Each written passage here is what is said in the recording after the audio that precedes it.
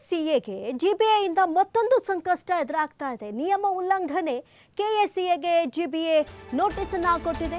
ಜಾಹೀರಾತು ನಿಯಮ ಉಲ್ಲಂಘನೆ ಮಾಡಿದೆ ಕೆಎಸ್ಸಿಎ. ಜಿಬಿಎ ಜಾಹೀರಾತು ವಿಭಾಗದ ಅಧಿಕಾರಿಗಳು 2020ರ ಕಾಯ್ದೆ ಮತ್ತು ಬೈಲಾ ಪ್ರಕಾರ ನೋಟಿಸ್ ಅನ್ನು ಜಾರಿ ಮಾಡಿದ್ದಾರೆ. ರಾಜ್ಯ ಕ್ರಿಕೆಟ್ ಅಸೋಸಿಯೇಷನ್ಗೆ ಇದೀಗ 2 ಪುಟಗಳ ನೋಟಿಸ್ ಅನ್ನು ಕೊಡಲಾಗಿದೆ. ಯಾವ ವಿಚಾರಕ್ಕೆ ಅಂತ ಹೇಳಿದ್ರೆ ಜಾಹೀರಾತು ಉಲ್ಲಂಘನೆಯನ್ನ ಮೀರಿಬಿಟ್ಟಿದ್ದಾರೆ ಅಂತ ಹೇಳಿ.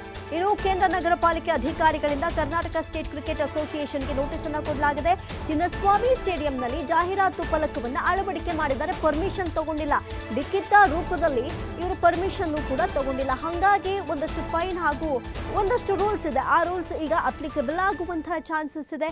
ದೊಡ್ಡ ಮಟ್ಟದಲ್ಲಿ ಬೋರ್ಡ್ಗಳು, ಜಾಹೀರಾತು ಫಲಕಗಳನ್ನು ಅಳವಡಿಕೆ ಮಾಡಲಾಗಿದೆ. ಪಾಲಿಕೆ ಆಯುಕ್ತರ ಅನುಮತಿ, ಶುಲ್ಕ ಪಾವತಿಯನ್ನ ಮಾಡದ್ದಕ್ಕೆ ಈ ನೋಟಿಸ್ ಅನ್ನ ಕೊಡಲಾಗಿದೆ ಜಿಬಿಎ ವತಿಯಿಂದ ಕೆಎಸ್ಸಿಎಗೆ. 7 ದಿನಗಳ ಒಳಗೆ ಇದಕ್ಕೆ ಸ್ಪಷ್ಟನೆ ಕೊಡಬೇಕು ಅಂತ ಹೇಳಿ ನಗರ ಪಾಲಿಕೆ ಸೂಚನೆಯನ್ನ ಕೊಟ್ಟಿದೆ.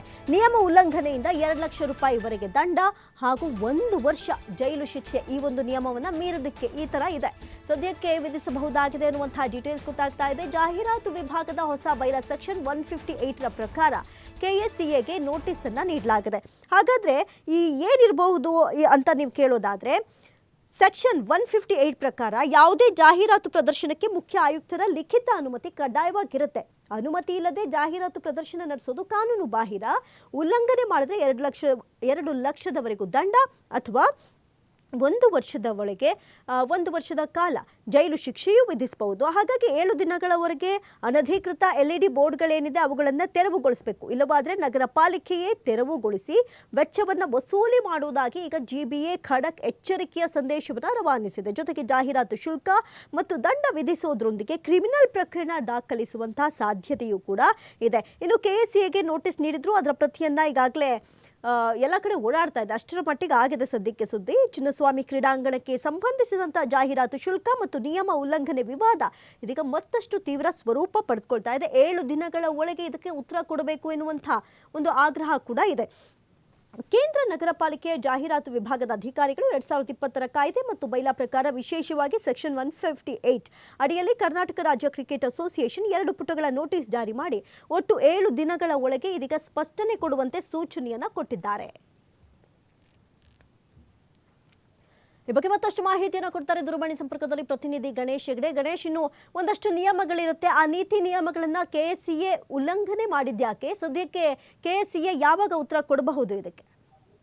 ಖಂಡಿತವಾಗ್ಲೂ ಅಮೃತ, ಈಗ ಕರ್ನಾಟಕ ರಾಜ್ಯ ಕ್ರಿಕೆಟ್ ಅಸೋಸಿಯೇಷನ್ಗೆ ಒಂದ್ ರೀತಿಯಲ್ಲಿ ಈಗ ಕೇಂದ್ರ ನಗರ ಪಾಲಿಕೆಯವರು ಒಂದು ಶಾಖನ ಕೊಟ್ಟಿರುವಂತದ್ದು. ವಿಚಾರ ಏನಂತಂದ್ರೆ, ಮೊನ್ನೆ ನಡೆದಂತಹ SRH ಹಾಗೂ ಏನು RCB ಮ್ಯಾಚ್ ಇತ್ತು. ಆ ಸಂದರ್ಭದಲ್ಲಿ ಕ್ರೀಡಾಂಗಣದ ಒಳಗಡೆ ದೊಡ್ಡ ಫಲಕಗಳನ್ನ ಅಂತಂದ್ರೆ LED ಜಾಹೀರಾತುಗಳನ್ನ ಅಳವಡಿಕೆಯನ್ನ ಮಾಡಿದ್ರು. ಅದು 2-3 ಕಡೆ ಜಾಹೀರಾತು ಅಳವಡಿಕೆ ಮಾಡೋ ಸಂದರ್ಭದಲ್ಲಿ ಅಲ್ಲಿಯ ಸ್ಥಳೀಯ ಪಾಲಿಕೆಯ ಅನುಮತಿಯನ್ನು ಪಡ್ಕೊಳ್ಬೇಕಾಗತ್ತೆ. ಕಂದಾಯ ಅಧಿಕಾರಿ ಅನುಮತಿ ಬೇಕಾಗುತ್ತೆ. ಹಾಗೇನೆ ಮುಖ್ಯ ಆಯುಕ್ತರ ಪರವಾನಿಗೆ ಅಂತ ಕಡ್ಡಾಯ ಇರುತ್ತೆ. ಕಾರಣ 2020ರ ಜಾಹೀರಾತು ಕಾಯ್ದೆ ಅಡಿಯಲ್ಲಿ ಒಂದು ನಿಯಮವನ್ನು ಕೂಡ ಮಾಡಲಾಗಿರುವಂತದ್ದು. ಯಾವುದೇ ಅನಧಿಕೃತವಾಗಿ ನಾಮಫಲಕಗಳಾಗ್ಲಿ ಅಥವಾ ಜಾಹೀರಾತುಗಳನ್ನ ಹಾಕಿದ್ರೆ ಅದಕ್ಕೆ ಇಂತಿಷ್ಟು ದಂಡ ಅಂದ್ರೆ 2 ಲಕ್ಷ ದಂಡ ಹಾಗೂ 1 ವರ್ಷ ಜೈಲು ಶಿಕ್ಷೆ ಇರುವಂತಹ ಕಾಯ್ದೆಯನ್ನ ಈಗ ಅನುಷ್ಠಾನಕ್ಕೆ ಬಂದಿರುವಂತದ್ದು. ಹಾಗಾಗಿ ಆ ಒಂದು ಅನುಮತಿ ಪಡೆಯದೇನೆ ದೊಡ್ಡ ಮೊತ್ತದ ಕೋಟ್ಯಾಂತರ ರೂಪಾಯಿ ಲಾಭ ಬರುವಂತಹ ಜಾಹೀರಾತು ಫಲಕಗಳನ್ನ LED ಫಲಕಗಳನ್ನ ಹಾಕಿರುವಂತದ್ದು ಸಹಜವಾಗಿ ಈಗ ಕೇಂದ್ರ ನಗರ ಪಾಲಿಕೆಯ ಅಧಿಕಾರಿಗಳ ಗಮನಕ್ಕೆ ಬಂದಿದೆ. ಕೂಡಲೇ